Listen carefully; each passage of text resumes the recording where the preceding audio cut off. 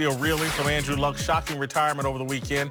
Indy has invested everything in Luck as the centerpiece of their franchise. And after 7 seasons, it sounds like the team still isn't quite ready to let him go, with owner Jim Irsay saying he doesn't rule out the possibility that Luck will return to football. Neither do I. I think he's going to sit for 2 years. I don't think he's returning to Indianapolis, though. I picture him in a Cowboys uniform. But anyway, I don't think he's done playing. Ooh, Cowboys uniform. Yeah, that's my prediction on that. Is that one of the news? Wow. So cold-blooded. I had to sneak that jab in. I didn't know the Cowboys were in the XFL. Walk with me here. Walk with me here. This is what this dude's going to do. He's going to red shirt, obviously. He's done. Retiring, we call it now. I call it a red shirt because I've been in that position before. Then you're going to recalibrate the body. And one day, it's going to feel pain-free. You're going to say, whoa. And then you know how it goes. Thanksgiving going to roll around. A little turkey bowl with your uncle and your cousins and them. Yeah. You're going to wait a minute. And then you're going to say, let me check this birth certificate again. I'm 30? Huh. Dad. Oh, let me call Dad. He's working for the XFL as the commissioner. Hey, Dad, how would it land if I came out there, became one of the starting quarterbacks for the XFL, and helped blow this league up? Not saying he's going to do that, but I think Andrew Luck is going to retire as he did, red shirt, fill out his body, and I think the storyline that he's going to return to may be the XFL to help Pops out, which will be an amazing story.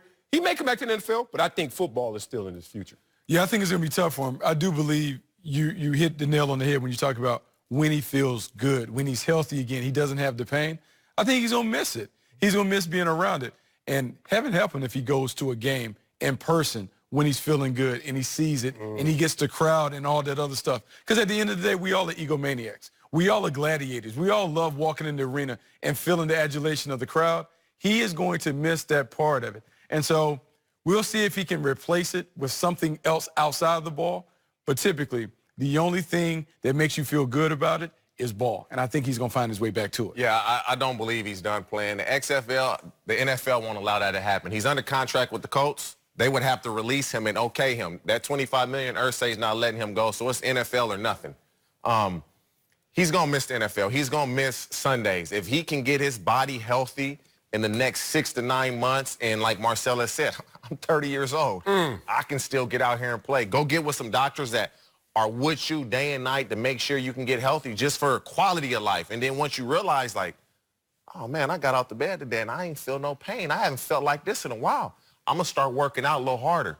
Oh, let me start taking some drops and throwing a ball. Oh, let me see if I can play. I do believe that time is going to come, and I think we'll see him play again. I think that part of his calculus, and again, I don't know Andrew Luck from Adam, but he's relatively newly married. I think he's going to get his body right, spend some real quality time with his wife, his new wife, because that's another one of the sacrifices, particularly at the quarterback position, where you're the first in, last out. You're basically an assistant coach. You sacrifice a lot of things relationship-wise that, again, when a kid is Oliver Luck's son, went to Stanford, this kid sees the whole big picture of life. He's not just a football meathead like a lot of us were. And so I think he's going to take 2 years. I don't think it's going to be next year. I think 2 years he's coming back to the NFL, either the Colts or someplace else, wherever the NFL needs him. Because, again, I'm kind of optimistic about what Jacoby Brissett's going to be, so I'm not dead certain that he's just going to walk back into the Colts situation. Again, he's super talented. That's not me saying he's got more talent than Jacoby Brissett. But again, I think he's thought this through. And, again, they put out some story like he started talking about this 10 days ago or whatever. I don't buy that kind of huge decision. I don't think that's a 10-day decision. I think he's put a lot of thought into this and has a game plan in his mind that certainly doesn't close the door to him coming back. Yeah, I think what you said, combined with what Bucky was saying, there's going to be an inflection point. There's going to be a moment where this arc changes.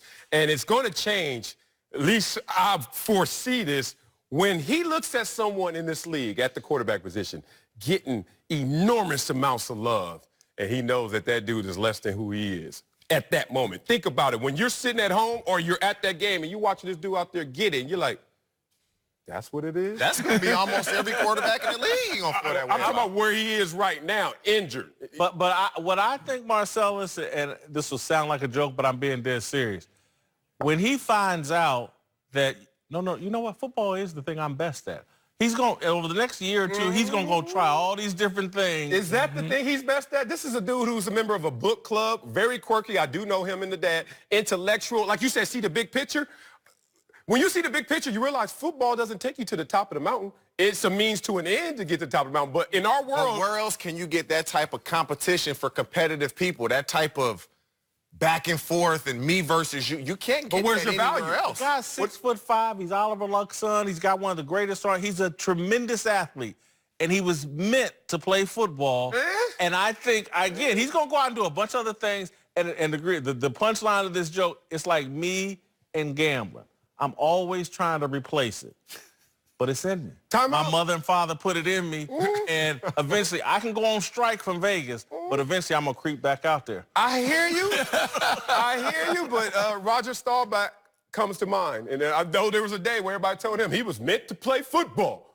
And then that sucker went out there post-football and said, you sure I was meant to play football? And there are many success stories like that, especially starting from where he has started from in mindset and privilege and scope.